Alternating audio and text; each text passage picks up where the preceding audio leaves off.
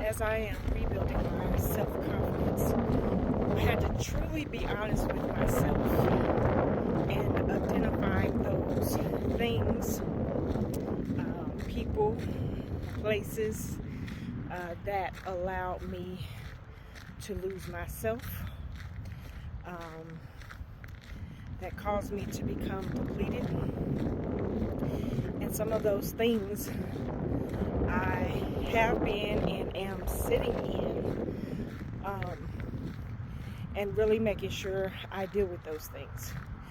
Because what I am not interested in doing, not only in this season, but for the rest of my life, is not becoming so depleted to the point that I am unable to function, and that I compromise myself, who I am, who God has created me to be,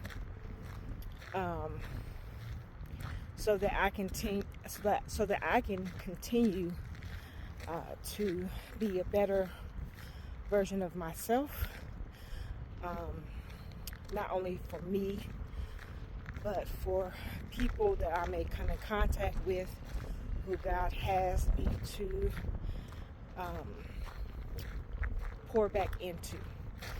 And so one of the things in doing that, so in recognizing those places that has caused me to lose who I am, I've had to create some boundaries, some healthy boundaries. I've also had to realize that some things that I have been taught, whether in a religious space, whether things that I have picked up generational, from my parents, from my family, and of course, not even knowing that's what that is. And so having to unlearn and relearn, and build those healthy boundaries and connections. Being at my age, that's none of your business. The older you get, it can sometimes be a little bit harder in doing so. But what are you willing to do? What are the sacrifices you are willing to make so that you can become better? Better for you first. So sometimes we can put other people's needs before our own.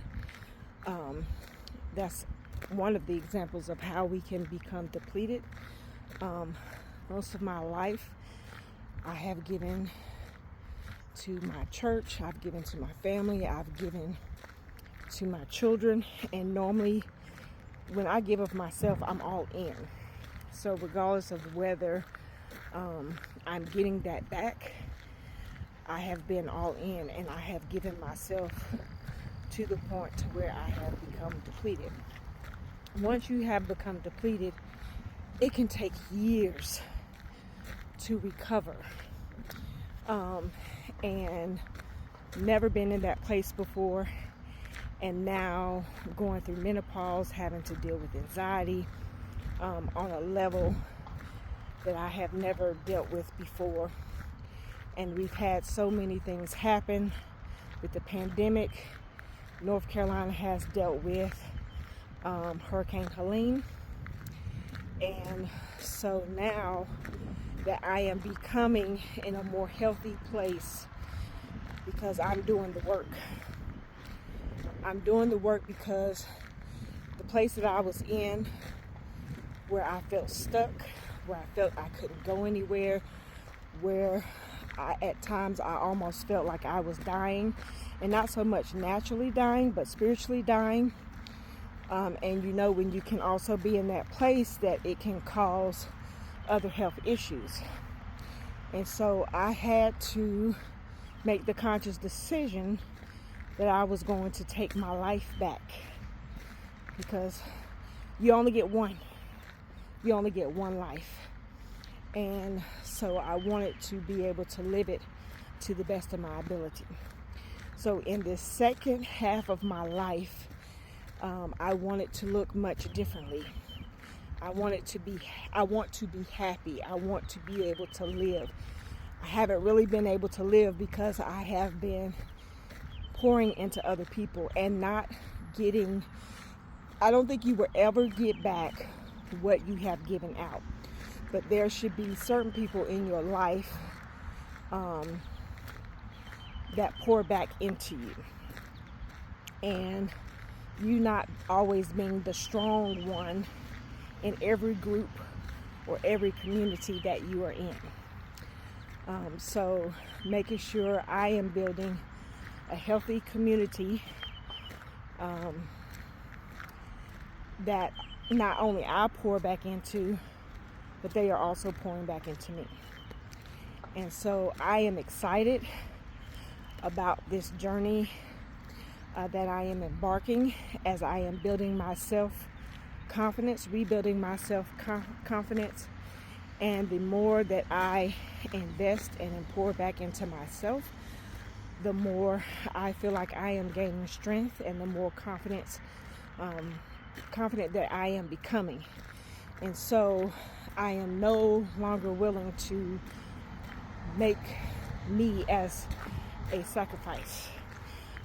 And I'm not talking about a sacrifice unto God. I'm talking about sacrificing who I am, dumbing myself because other people are not mature enough or cannot handle who I am and the anointing that I know that rests upon my life.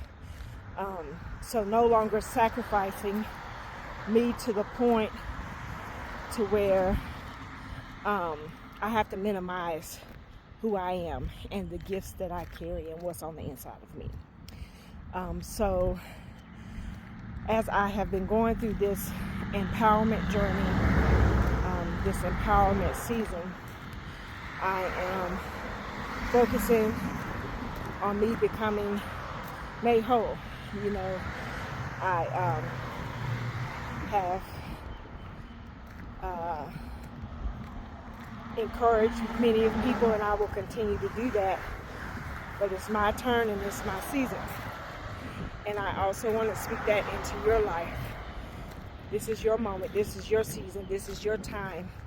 I believe that God is getting ready to do some amazing things in the lives of those who are continuing to seek after Him and continuing to walk in what He has called us to not only do, but to be.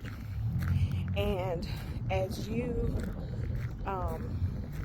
become made whole, as you make those steps to be healed from trauma experiences, things from your past, whether you've gone through divorce, it does get better. Sometimes it may get worse before it gets better, but it does get better. But it's making the conscious decision each and every day to get up and to continue to make that step. Does it mean that you will be perfect? No, we will never be perfect. But we are still striving, or should be striving each day to be better, to become better. So I want to encourage you and admonish you. Go after it. Everything that you want, your visions, your dreams that you may have laid down, it's time for you to pick them back up. Go after it. Even if you feel like if you're going it alone, maybe in this season, that is what God is requiring so that you can hear Him clearly, and so that you can develop even more. And when it's time for you to come on the scene, that you will be ready. So I believe in you. I believe that you can do this, and we are in this together. Let's go.